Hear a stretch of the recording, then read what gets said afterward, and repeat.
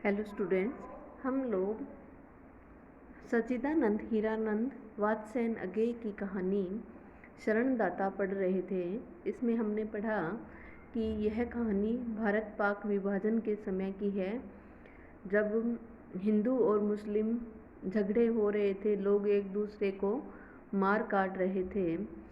लेकिन ये काम किसी का फैलाया हुआ था जो मतलब देशद्रोही थे।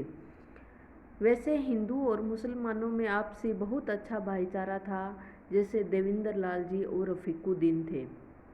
देवेंद्र लाल जी हिंदू थे जो कि मुस्लिम बहुल इलाके में रहते थे। जब लोग अपना घर छोड़कर जाने लगे तो उस समय देवेंद्र लाल ने भी चाहा कि वो यह इलाका छोड़कर हिंदू क्षेत्र में चले जाएं। तो रफ़ीकुद्दीन है वो उनको रोकते हैं और अपने घर में पनाह देते हैं। लेकिन अपनी जो मुस्लिम लोग हैं जो दूसरे मार काट फैला रहे हैं, उनके दबाव से वो देवेंद्र लाल को अपने एक मित्र अताउल्लाह के यहाँ रख देते हैं। देवेंद्र लाल गैरेज में रहते हैं और खाना है उनको एक टाइम पहुंचा दिया जाता है। तो देवेंद्र लाल का कुछ नहीं देख पाते, सिर्फ आवाज़ों से उनको पहचानते हैं। जेबुसा है वो अताउल्लाह की बेटी है जो खाना परोसती थी, और उनका बेटा है वो खाना देकर जाता था। एक दिन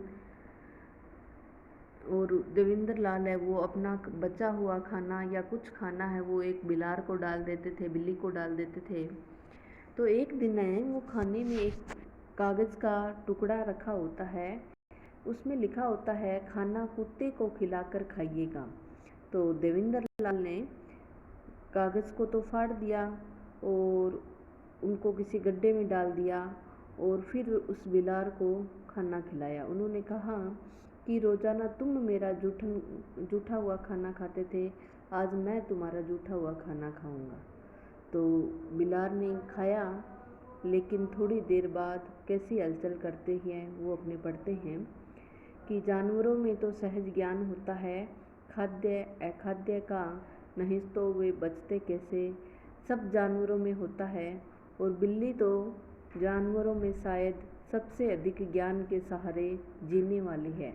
यानी जो जानवर होते हैं उनमें ज्ञानेंद्रियाँ बहुत तेज होती है, और वो खाद्य अखाद्य यानी कौन सा खाना खाने जाने योग्य है और कौन सा नहीं, इसकी पहचान बहुत अच्छी तरह कर लेते हैं।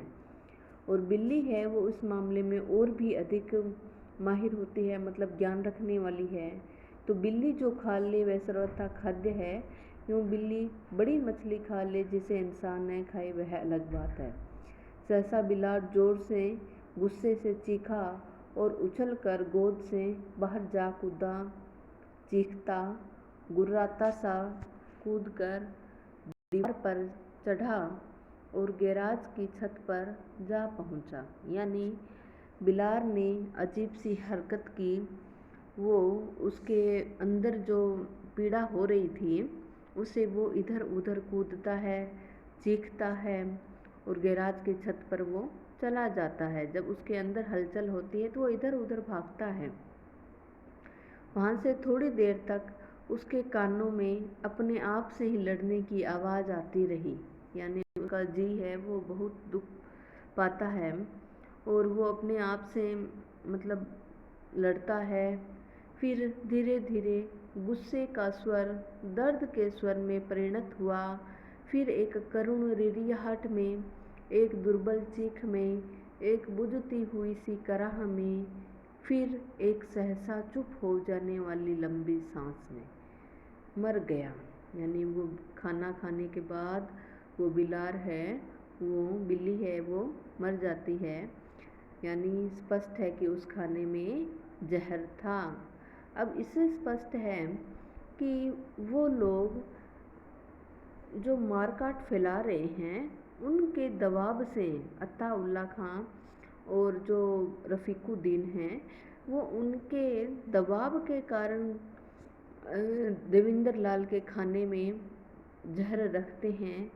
हालांकि वो खुद नहीं चाहते, एक हिंदू को मारना वो अंतर्मन से नहीं चाहते, लेकिन उन पर भी उन लोगों का दबाव है। तो वो बिल्ली है वो किस प्रकार मर जाती है। देवेंद्र लाल फिर खाने को देखने लगे। वह कुछ साफ साफ दिखता हो सो नहीं, पर देवेंद्र लाल जी की आंखें निस्पंद उसे देखती रही कि आज़ादी, भाईचारा, देश राष्ट्र, ऐसा है, ये है आज़ादी। अंग्रेज़ों ने ही तो ये फूट फैलाई थी कि जब हम देश छोड़ेंगे तो भारत और पाकिस्तान को अलग करके ही जाएंगे। तो ये आज़ादी मिली, ये भाईचारा है हिंदू मुस्लिम का, ये देश और राष्ट्र की बातें हैं। एक ने कहा कि हम जोर करके रखेंगे और रक्षा करेंगे, पर घर से निकाल दिया। किसने? रफीकुद्दीन ने। दूसरे ने आश्रय दिया और विष दिया। किसने? अत्ताउल्लाह खान ने। और साथ में चेतावनी की विष दिया जा रहा है। देवेंद्र लाल का मन गलाने से उमड़ आया। इस धक्के को राजनीति की भुरभुरी रेत की दीवार के सहारे नहीं, दर्शन के सहारे ही झेला जा सकता था। देवेंद्र लाल ने जाना कि दुनिया में खतरा बुरे की ताकत के कारण नहीं, अच्छे की दुर्बलता के कारण है। ये बात विशेष रूप से समझने वाली है कि दुनिया में खतरा वो किससे है? बुरे की ताकत के कारण नहीं, अच्छे की कमजोरी के कारण है। अब ये रफीकुद्दीन और अत्ताउल्लाह खां अच्छे थे लेकिन दुर्बल थे, वो खुलकर विरोध नहीं कर पाए, दब गए वो उनसे। भलाई की सांस हीनता ही बड़ी बुराई है, यानी भले लोग हैं उनकी कायरता यही सबसे बड़ी बुराई है। अब भले कौन थे? ये रफीकुद्दीन और अत्ताउल्लाह खां, लेकिन डरपोक, साहसहीन। घने बादल से रात नहीं होती, सूरज के निस्तेज हो जाने से होती है। ये भी बहुत ध्यान देने योग्य बात है कि घने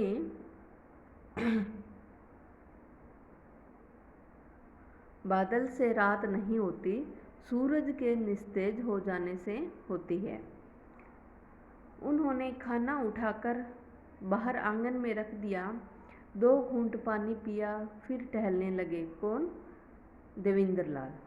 तनिक देर बाद उन्होंने आकर ट्रंक खोला, एक बार सरसरी दृष्टि से सब चीज़ों को देखा, फिर ऊपर के खाने में 2-1 कागज़, 2-1 फ़ोटो, एक सेविंग बैंक की पासबुक और एक बड़ा सा लिफाफा निकालकर एक काले शेरवानी नुमा कोट की जेब में रखकर कोट पहन लिया।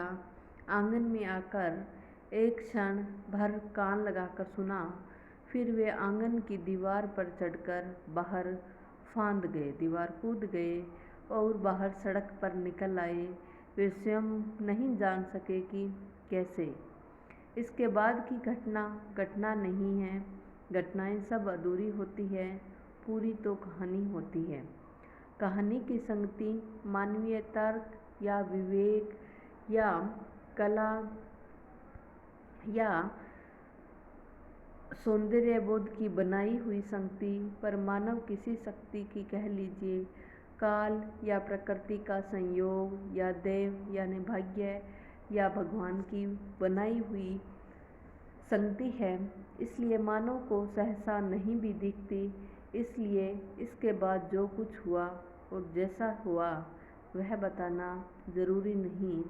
इतना बताने से काम चल जाएगा कि 1.5 महीने बाद अपने घर का पता लेने के लिए देवेंद्र लाल अपना पता देकर दिल्ली रेडियो से अपील करवा रहे थे। तब एक दिन उन्हें लाहौर की मुहर वाली एक छोटी सी चिट्ठी मिली थी।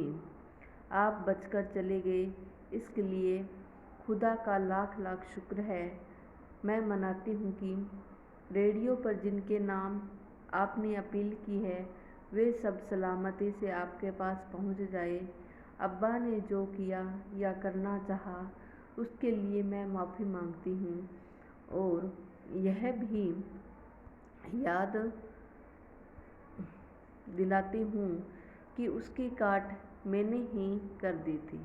ये किसकी चिट्ठी हो सकती है, आप अंदाज़ा लगाइए।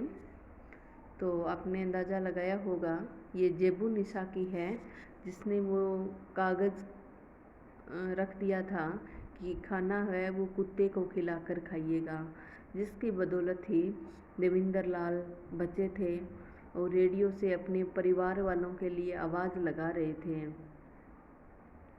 एहसान नहीं जताती, मेरा कोई एहसान आप पर नहीं है, सिर्फ यह इल्तिजा करती हूँ कि आपके मुल्क में अक़लियत का कोई मज़लूम हो तो याद कर लीजिएगा। इसलिए नहीं कि वह मुसलमान हैं, इसलिए कि आप इंसान हैं। खुदा हाफिज़। देवेंद्र लाल की स्मृति में शेख उल्लाह की चर्बी से चिकनी भारी आवाज़ गूंज गई, जेबू जेबू।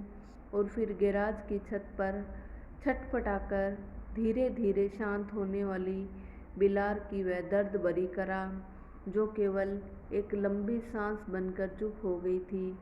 उन्होंने चिट्ठी को छोटी सी गोली बनाकर चुटकी से उड़ा दी। तो ये थी अपनी कहानी, शरणदाता की शरण में आए हुए लोगों की कैसे हिफाजत की जाती है